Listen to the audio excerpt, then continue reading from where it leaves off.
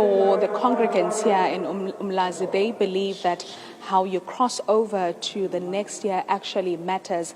That is why they are preparing to gather here at the church. And this is to, praise and worship and also get to reflect on the year that was, understanding that it came with challenges for many people, but also there are people that are quite grateful for 2025 and what it presented them. Let's actually get to speak to a church leader here at the Ark Fellowship Center, just to take us through why is it important for congregants to gather here tonight. Mama ngiyabonga isikhathi sakho. Mhlawumbe ungasitshela ukuthi lo mcimbi ozokwenzeka namhlanje la esontweni ubaluleke ngani? Ngiyanibingelela egameni kaJesu Kristu. Ngikhuluma noDiko Ngcinocele. Lo nyaka sizothi eBheneza. uNkulunkulu usilonde kwaze kwabala. Kusuke eqaleni konyaka besithwele kwaze kwabala sizothi eBheneza.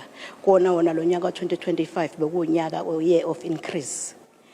Lapho izinto zethu zikhuphuka zizala izinto kabusha konke ukuthi kuze kuchichime. Unyaka esoqala kusasa. Unyaka of taking over. Sithi yonke into la sinyathele khona siyawudla umhlaba singabazalwane. Sikhathele ukuthi izinto zidliwe abantu bezizwe. Manje sekusithi ithina abazalwane amaKristu wonke umhlaba sithi la sinyathele khona siyawudla umhlaba.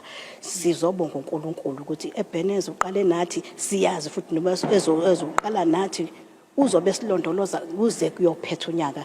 Ingakho sithi siyambonga uNkulunkulu ukuthi uhambe nathi kwazi kwabala uzophinda uqale nathi. Siyabonga singabantwana bakaNkulunkulu egameni kaJesu Kristu. Amen.